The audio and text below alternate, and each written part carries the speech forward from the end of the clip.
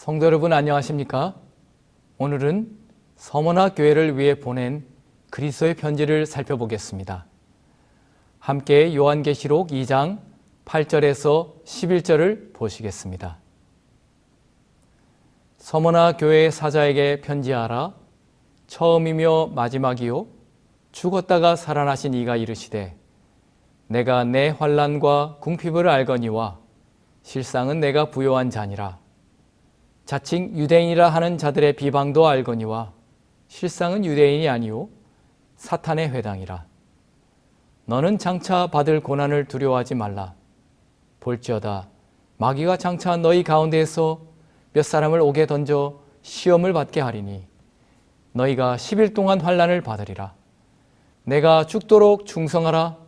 그리하면 내가 생명의 관을 내게 주리라. 귀 있는 자는 성령이 교회들에게 하시는 말씀을 들을지어다. 이기는 자는 둘째 사망의 해를 받지 아니하리라. 여러분이 보시는 이 4절이 서머나 교회에 대한 모든 기록입니다. 서머나에 보낸 편지는 7개의 편지 중에서 가장 짧습니다. 하지만 그 의미는 특별하고 매우 깊습니다. 이 짧은 4절 안에 죽음이라는 단어가 3번 기록되어 있습니다. 그것은 서머나 교회가 겪고 있는 당시의 상황을 미루어 생각해 보게 합니다. 이 서머나는 에베소에서 80km 정도 떨어진 곳에 위치해 있고 에베소처럼 강의 하류에 맞닿은 풍요로운 항구 도시입니다. 현재 지명은 이즈미르로 터키에서 3번째로 큰 도시요 인구가 500만 가까이 되는 항구 도시입니다. 에베소는 역사 속으로 사라졌지만 서머나는 7교회 중에서 현재까지 그 도시가 여전히 존재하는 곳입니다. 서머나는 소아시아의 중심지였습니다. 이곳에 아시아에서 가장 큰 2만 명 규모의 로마 극장이 있었습니다. 이 거대한 도시의 가장 독보적인 특산물은 모략이었습니다. 스머나, 멀, 이즈미르, 여러분 이 모략과 서머나 그리고 이즈미르 이 세 이름을 보면은 그 어원이 비슷하다는 것을 알 수 있습니다. 이 이름들은 다 모략이라는 이름에서 온 것입니다. 모략은 맛은 쓰지만 그 향이 좋고 효능이 있어서 향과 의약품으로 귀하게 사용되었습니다. 동방 박사가 아기 예수에게 드릴 귀한 예물로 모략과 황금 요양을 드렸습니다. 또 예수의 십자가 사건 이후에 니고데모가 많은 모략을 드렸는데 아마도 이 모략이 다 서머나에서 오지 않았을까 생각해 봅니다. 이 모략은 특별히 방부작용, 시체를 썩지 않게 하는 효능을 가지고 있습니다. 고대 이집트인들은 미라를 만들 때에 모략을 사용하여 보존하였고 이를 죽은 몸에 생명을 주는 과정으로 여겼습니다. 그런 여러 의미에서 서머나 교회에 보낸 편지에서 예수님이 자신을 죽었다가 살아나신 이로 나타내신 것은 의미 있고 적절한 표현입니다. 먼저 모략이라는 이름을 가진 이 서머나도 원래 죽었다가 살아난 도시였습니다. 이 도시는 BC 600년경에 리디아의 공격으로 완전히 소멸되어서 폐허가 되었습니다. 그렇게 한 300년 동안 죽은 도시였는데 알렉산더 대왕이 와서 재건 명령을 내리고 그 이후에 계획도시로 다시 살아났습니다. 그래서 이 말은 죽었다가 살아났다는 이 서머나 교회에게 적절하고 의미 있는 말입니다. 이 교회가 직면하는 문제는 죽음이었습니다. 서머나 교회는 환난과 궁핍이 있었습니다. 말로 다 할 수 없는 어려움을 겪는 이 교회를 향해서 예수님께서는 자신을 죽었다가 살아나신 이로 나타내셨습니다. 너희에게 죽음의 위협이 있느냐? 보아라. 나도 고난을 받고 죽었다. 그러나 다시 살아났다. 나는 살아있고 처음이요 나중이다. 너에게 있는 어려움을 내가 알고 내가 이미 경험하였다. 혹시 너희 앞에 생명의 위협이 있어도 너는 믿음으로 승리할 수 있고, 환난이 있어도 그 고난에 내가 너와 함께 할 것이다 라고 말씀하시는 것입니다. 서머나 교회는 또 궁핍한 교회였습니다. 여기 궁핍을 뜻하는 헬라어 푸토케이아는 전혀 아무것도 없는 극심한 가난을 의미합니다. 서머나의 그리스도인들은 궁핍했습니다. 거기에는 유대인들의 역할이 컸습니다. 그들은 거대한 영향력을 가지고 이방인들과 연합해서 그리스도인들을 박해했습니다. 교회는 황제 숭배를 거절했기 때문에 주류 사회에서 제외돼서 더 큰 경제적인 어려움을 겪었습니다. 그런데 유대인들은 예외였습니다. 그들은 돈을 내서 로마인의 환심을 사고 그들과 야합해서 황제 숭배의 의무에서 면제됐습니다. 초기에는 그리스도인들도 동일하게 취급받았지만 예루살렘의 멸망 이후에 유대인들의 더 심한 방해와 모함을 받았습니다. 유대인은 그 속성상 생물학적인 요인이 아니면 증가할 수가 없습니다. 그들의 회당은 인바운드, 자기 집단 중심적이기 때문에 이 사회의 위협으로 여겨지지 않았습니다. 그러나 그리스도교는 아웃바운드, 즉 외부를 향해서 사랑을 가지고 밖으로 나가기 때문에 성장하는 집단이었습니다.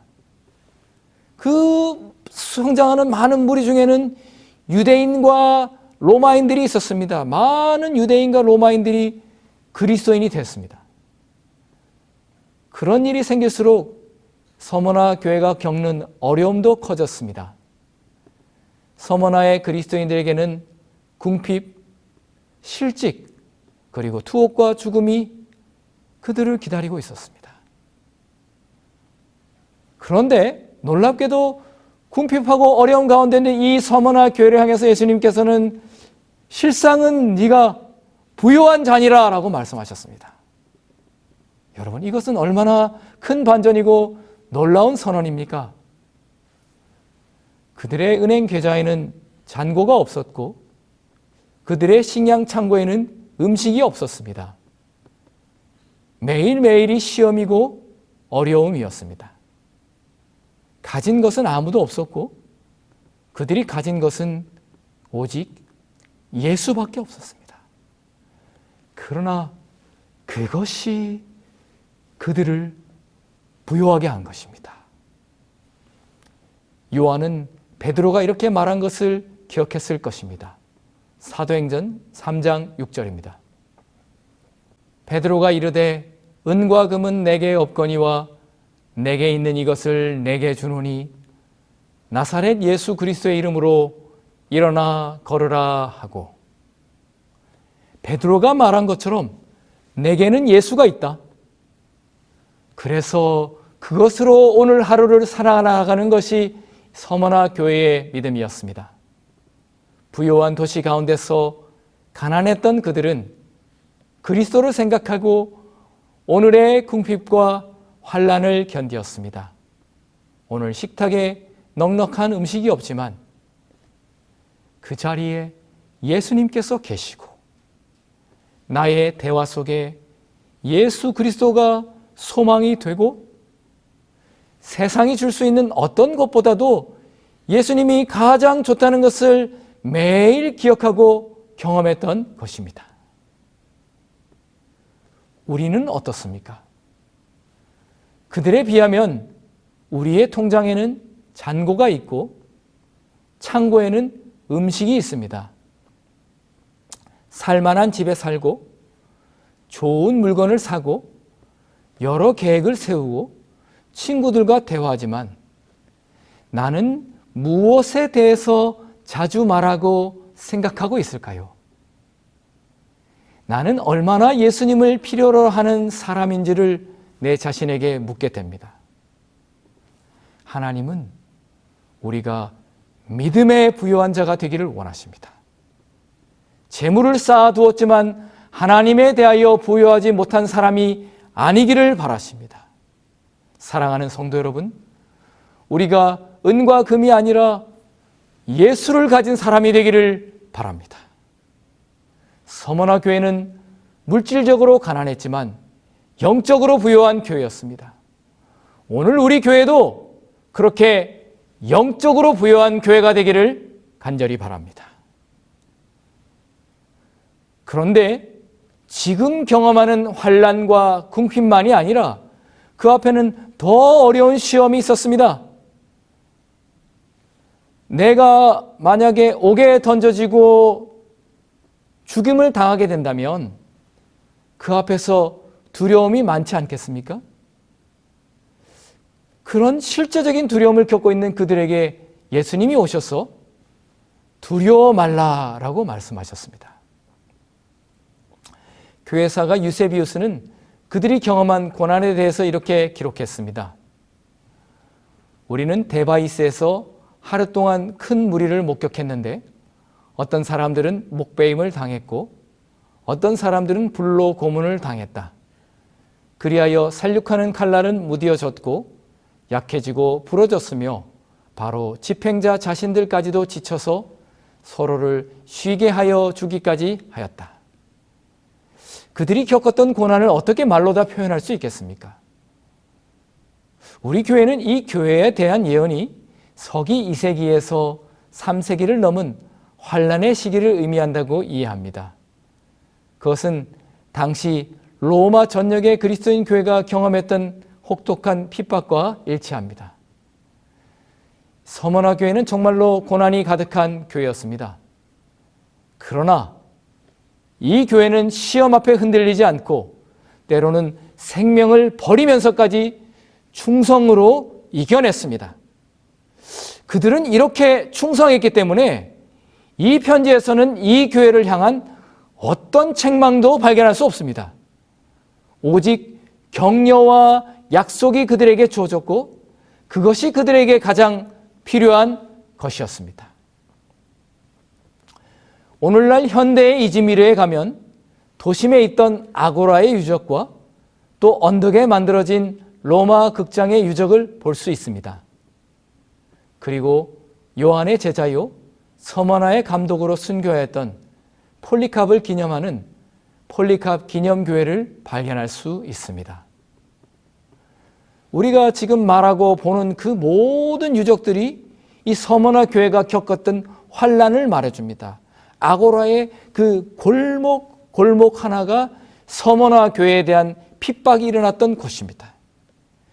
그 극장에서 수많은 사람들 앞에서 그들은 공개적으로 처형을 당했습니다. 여기 폴리캅의 교회도 서머나 교회가 경험한 고난을 잘 말해주고 있습니다. 그런데 여러분, 오늘날 7교회가 있던 곳에 많은 교회들은 사라지고 유적이 되었는데 우리가 서머나에 가면은 여전히 거기에는 교회가 있고 그곳에서 예배를 드리는 것을 발견합니다. 이것은 놀라운 일인데 터키가 이슬람 국가이기 때문에 기독교인이 드물지만 이 서머나에는 오늘날에도 기독교인들이 많이 있는 것입니다. 저는 그것이 이 서머나 교회가 뿌렸던 귀한 순교의 영향력 때문이라고 생각합니다. 한 명의 순교자가 있는 곳에 10명의 그리스도인이 다시 일어났습니다. 생명을 다해 충성하는 그들의 순수하고 아름다운 신앙이 잠자던 믿음을 일깨워서 싹트게 하였습니다. 서머나의 감독 폴리캅도 그러했습니다. 폴리캅은 자신의 순교가 가까운 것을 알았습니다. 군사들이 그를 잡으러 왔습니다. 폴리캅은 그들에게 음식을 정성스레 대접하고 나에게 1시간만 기도할 시간을 달라고 하였습니다. 그리고는 로마 군인들에 의해서 형장으로 끌려갔습니다. 폴리캅이 하는 모든 모습과 배려와 진실함에 로마인들이 어떻게든 그를 구하려고 설득하였습니다. 예수 그리스도를 부인하기만 하면 생명을 구해주겠다고 했지만 폴리캅은 흔들리지 않았습니다. 폴리캅은 이렇게 말했습니다. 내가 86년간 그리스도를 섬기는 동안 그분은 나에게 한 번도 잘못하신 적이 없습니다. 그런데 내가 어떻게 나의 왕이요 구주인 그리스도를 부인할 수 있겠습니까? 그는 화형대로 끌려갔고 병사들이 그를 화형대에 못 박으려고 하였으나 폴리캅이 말했습니다. 나를 묶되 못을 박지 말라. 나는 이 자리에서 움직이지 않을 것이다. 화형을 위해서 나무를 주변에 둘러세우고 불이 붙었습니다. 그런데 폴리캅은 흔들리지 않고 오히려 더욱 밝고 맑은 모습으로 하나님께 영광을 돌렸습니다. 하늘을 바라보는 그의 모습은 감화가 있었고 마치 불길조차도 그에게 접근하지 못하는 것처럼 보였습니다. 그 모든 것에 위협을 느낀 집행관이 창으로 그를 찔러 죽이라고 명령하였고 폴리캅은 그렇게 순교하였습니다. 사랑하는 성도 여러분, 폴리캅이 그랬던 것처럼 여러분의 자리에서 움직이지 않게 되기를 바랍니다. 하나님께서 나를 불러주신 그 자리에서 믿음에 굳게 서서 충성하게 되기를 바랍니다. 서머나 교회는 모략이었습니다. 모략이 부서지면 그 향기가 더 짙어지는 것처럼 그들은 환난과 순교의 짓눌림 속에서 더 아름다운 그리스도인의 향기를 뿜어냈습니다. 이 교회는 내가 죽도록 충성하라. 그리하면 내가 생명의 관을 내게 주리라는 이 약속이 가장 필요한 것이었습니다. 그리고 그것은 우리에게도 마찬가지입니다. 평안한 시대 같지만 오늘날도 200만 이상의 세계의 그리스도인들이 박해를 경험합니다. 어떤 이는 결혼 관계 때문에 고통받고 우리도 죽음 같은 어려움을 겪기도 합니다. 직장 관계, 가족 관계, 여러 활동에서 끊어지는 것은 때로는 죽는 것보다 더 고통스럽습니다. 그러나 그런 가운데서도 우리는 자신을 죽이고 그리스도를 선택합니다. 서머나 교회에게 첫째 사망은 너무나 가까이 있었고 경험하는 일이었습니다. 그러나 예수님께서 그들이 둘째 사망의 해를 받지 않으리라고 분명하게 약속하셨습니다. 여러분도 그런 약속을 가지고 있습니다. 오늘 서머나 교회에 주신 이 약속이 여러분 개인에게도 주어진 약속이기를 간절히 바랍니다. 제가 터키에 처음 도착해서 이즈미르에 갔던 건 남들이 가지 않은 길을 가보고 싶은 마음이 컸습니다. 배를 타고 터키에 입국해서 버스를 타니 이스탄불로 가는 도중에 이즈미르에서 버스가 섰습니다. 배에서 같이 만났던 친구들은 모두 이스탄불로 가고 있었습니다. 하지만 저는 인구 500만의 큰 도시 이즈미르에도 무언가 있을 것 같아서 용기 있게 홀로 버스에서 내려서 이즈미르로 갔습니다. 결론적으로 말하면 이즈미르는 그렇게 유명한 관광지가 아닌데 가보니 중요한 유적지는 일찍 문을 닫았습니다. 또 그날 오후에 비가 왔습니다. 더 이상 비를 맞고 다니고 싶지 않았습니다. 저는 중간에 관광을 포기하고 어두워지기 전에 숙소에 돌아왔습니다. 일정이 생각대로 잘 진행되지 않아서 의미 없이 하루를 보낸 것 같았습니다. 속으로 내일은 이스탄불로 가야 되겠다. 그리고 다음날 아침에 버스를 타러 이즈미르 터미널로 갔습니다. 이 터키는 버스 티켓도 흥정을 해야 합니다. 한 할아버지가 버스 티켓을 판매하시는데 잘 흥정을 하고 티켓을 구매를 하고 있었습니다. 근데 할아버지가 저를 보고 이 터키 말로 한국 사람이냐고 묻는 것 같았습니다. 그래서 제가 벤 고렐리임, 저는 한국 사람입니다 라고 대답했습니다. 그랬더니 할아버지가 터키 말로 더 말을 많이 하시는 겁니다. 무슨 말인지 알아들을 수가 없었는데 말을 하시던 할아버지가 갑자기 이렇게 했습니다. 두두두두두두두두두두두. 아, 저는 바로 할아버지가 한국 전쟁에 참여했던 군인이었다는 것을 알아차렸습니다. 갑자기 할아버지의 눈이 붉어지고 저도 괜히 눈시울이 붉어졌습니다.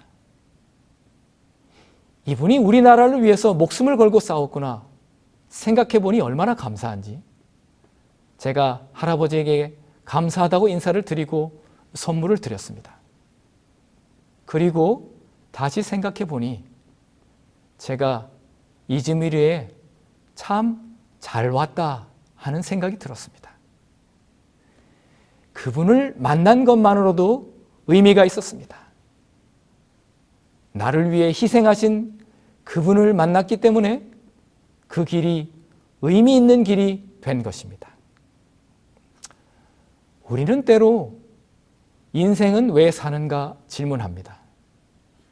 우리의 인생은 때로 이즈미르 여행 같기도 하고 시간이 의미 없이 지나가는 것 같기도 합니다.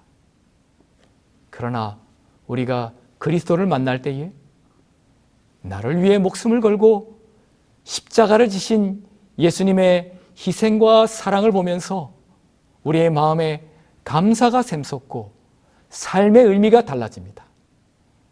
우리의 인생은 누구를 만나느냐에 따라서 그 의미가 달라집니다.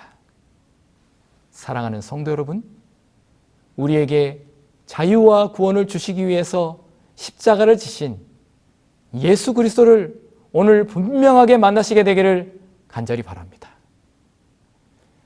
나를 위해서 모든 것을 버리신 그리스도를 생각하고 그리스도를 위해서 모든 것을 버렸던 이 서머나 교인들처럼 오늘 다시 한번 주님 앞에서 깊은 충성을 약속하는 우리 모두가 되기를 간절히 바랍니다. 내게 있는 은과 금으로 자랑하는 것이 아니라 오직 내 안에 예수께서 계신 것을 가장 귀하게 여기는 우리가 되기를 바랍니다. 그 주님께서 여러분이 겪는 어려움과 현실 속에서도 나아갈 힘과 은혜를 주실 것입니다. 오늘 예수님과의 만남이 의미와 기쁨으로 넘치는 모든 오늘날의 서머나 교회의 성도들의 삶이 되기를 간절히 바라면서 말씀을 드리겠습니다.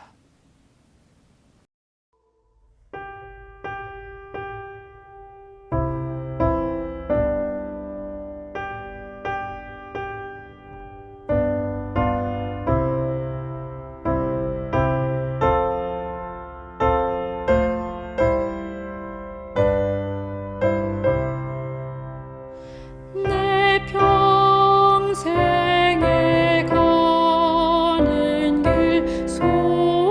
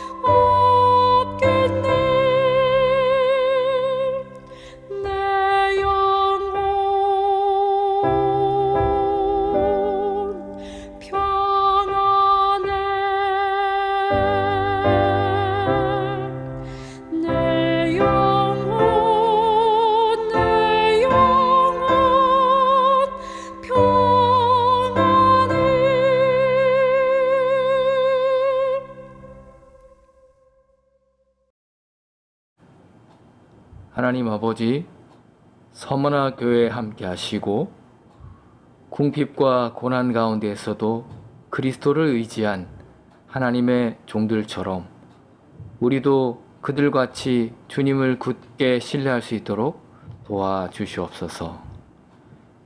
우리의 대화와 우리의 생각과 우리의 삶 속에 오직 예수 그리스도를 중심으로 모시게 하시고 주님으로 인하여 넉넉한 사랑과 은총이 넘치는 우리 모든 하나님의 종들의 가정과 삶이 되도록 인도하여 주시옵소서.